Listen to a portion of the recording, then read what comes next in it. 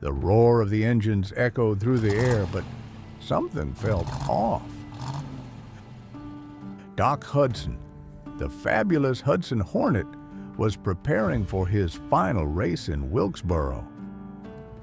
He no longer had the youth he once did, but this was his moment. His last chance to show the world what a true champion could do. But something was wrong. A thick fog had covered the track. The headlights no longer cut through the darkness like before. And the wind carried a cold touch, as if something was watching. It's just a race, Doc thought. But he was about to discover that this was no ordinary race. In the 1950s, racing was more than just competition. It was a battle for immortality. Doc Hudson, with his worn-out engine and aging frame, knew this was his final chance to show his true strength. He was a legend, but legends grow old.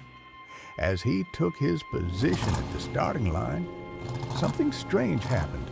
The sky looked wrong, and an overwhelming pressure settled on him. The car felt heavier, the asphalt more unstable. He looked around and saw the track. Still, he pushed forward, determined, flooring the pedal.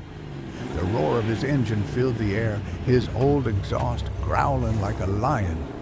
With each lap, the track began to change.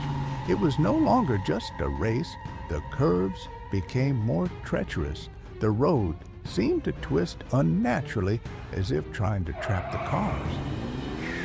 On one of the sharpest turns, Doc Hudson felt a strange vibration, and his engine made a warped sound. He looked ahead at the other racers, but something made him glance behind. That's when he saw it. There were no cars behind him anymore. Instead, a dark reflection of himself was there, chasing him in the shadows. It wasn't just an illusion.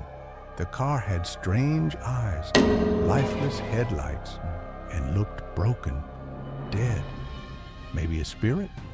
With every lap, the reflection crept closer.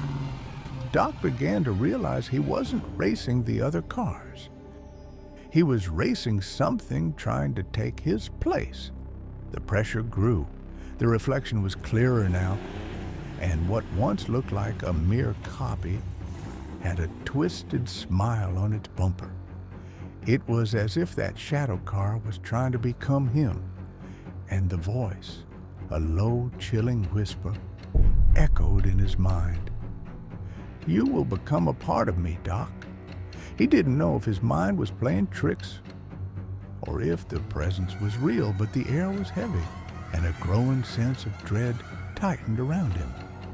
He was trapped in a moving nightmare. As he approached the final turn, the reflection of Doc Hudson was no longer behind him. It was now ahead. The shadow car had overtaken him, and then he heard it. It wasn't just the engine's growl. The car was speaking. "You cannot escape. What is lost can never return. You are a part of me now." Doc tried to accelerate, but his frame began to shake violently. In a desperate attempt to escape, Doc slammed the brakes. His wheels sunk into the concrete, and the fog closed in around him. He lost control. The car flipped over and over, the sounds of the track mixing with the deafening screech of metal tearing apart.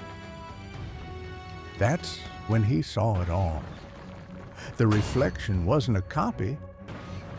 It was a manifestation of his fear, his guilt for all the cars that hadn't survived the races, all the ones forgotten or defeated by him. The fog cleared for just a second. Doc was wrecked. His body twisted, his paint scratched. The reflection stood before him now, lifeless, its eyes glowing a deep red.